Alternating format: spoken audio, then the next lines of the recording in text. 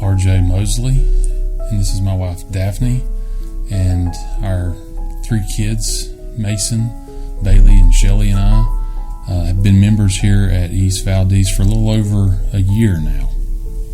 The journey that I'm on has been a long journey, and I have a long road ahead, but just a little bit about it. Kind of everything started in January of 2021, where I kind of, I guess, found a knot in my breast, and was like, well, I guess I really need to get this checked out. My mom had breast cancer in 2007, so I had to have, mammograms and stuff early. In January, when I kind of felt this new knot and something was off, went to the doctor, and they did a mammogram and an ultrasound, and then the doctors came back and was just telling me, well, I cannot remember really what they told me it was, but they told me it was not cancerous. So I was like, great, okay.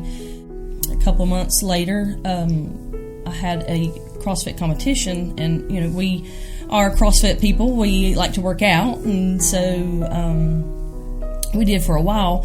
So my body was already hurting, and so when I did this competition, I was hurting more in that breast area, and then I was hurting a little bit in my chest area, and then in my hips and stuff. So I'm like, well, CrossFit, it's a high intensity type workout, so I'm always hurting. But I didn't think nothing else about it.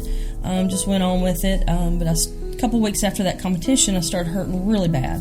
So I was like, well, let's further get this checked out. So they did an MRI. MRI kind of showed something a little fuzzy, suspicious. So then they did a biopsy. The biopsy came back lobular cancer. So in July of 2021, I had the surgery, trying to recover, had radiation. They did the radiation on the right side. They took lymph nodes out, a bunch of lymph nodes, more than they said they were going to. They saw more cancer, I guess, as they were in there. Moving forward, radiation and everything went great. The doctors came back and said, well, there's some possible cancer in your sternum and in your hips that we have seen. A year later, I had the scans, and it showed that the cancer has moved to my liver. So they were talking about that, well, they can't do much more for me, so they have some doctors in Chapel Hill, UNC Chapel Hill, that have these clinical trials that would be good for me to try. The symptoms and stuff I had there was this kind of the same: fatigue, low white and blood count, red and white blood counts. Nothing too bad, but this chemo is more of a targeted chemo. It kind of targets the cancer cells. So not like the bad chemo that most people go through. So I was very, very blessed with the symptoms I had, not many. But it did, it did bring up another symptom. It's called diabetes insipidus. They said that I was diagnosed with, you got pituitary glands in your brain, so they say that the pituitary glands could be swollen or inflamed or something wrong with it. So they did an MRI on my brain. Well, the pituitary glands in my brain were fine, but they found a cancerous spot in my brain as they were looking at the MRI. So thank goodness for the diabetes, but to find that spot was a miracle, I think, with everything else going on. So other doctors, they sent me to a radiologist to maybe possibly do some radiation on that spot. They said that they 100% could probably kill that spot in the brain, because it was very small. So that was just a one-time 30-minute radiation, and along with the chemo sassy that I was still having to be on for that trial. But as things went on, I still had bone CT and now an MRI scans every three months. So the last scans that I had was a year on this new chemo, and it showed that some stuff kind of progressed in my liver, 2 more spots on my brain, and a little bit in my lungs. So the doctors kind of came in and told us, hey, we're going to stop the trial, chemo, and no hesitation, we're going to put you on another chemo. So this new chemo that I'm on is every 3 weeks that I go for infusion. And it's still a targeted chemo, but it kind of targets a different way, and it goes to my brain. So hopefully that it will do better treatment. I do have bone and CT scans at the end of this month, November 25th and 26th. So by the time you are seeing this, we're praying that that this chemo is working for a little bit longer. But through these last 4 years of adversity, God has helped me persevere and live as normal of a life that I can live.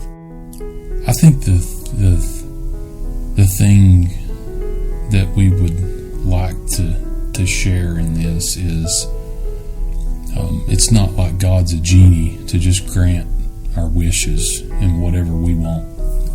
And that's the huge practical humility part of that, is to recognize that as much as I love my wife, as much as I want her to be healed, as much as I want to be able to just say a prayer and it all go away, it's possible that God's got a bigger plan.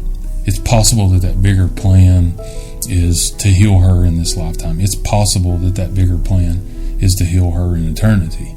It's possible that she's healed and we never really realize in this lifetime why she went through that.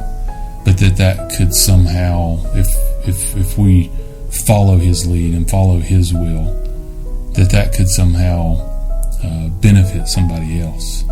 And that's a moment of having to shove aside my own selfish desires, my selfish desires for her, my selfish desires for my kids to grow up into adulthood with their mother around. But I think those are things where that acknowledgement and that submission to God's will, maybe bigger than what we understand, is something that I want people to recognize and to hear. And it's not easy. It is a struggle from day to day. It's going to have you at times thinking, why can't this work? Why can't you do XYZ like I'm asking? But knowing that He's good and His will is perfect, and we're just here to live out as many days as we can, giving thanks for all the blessings that we have.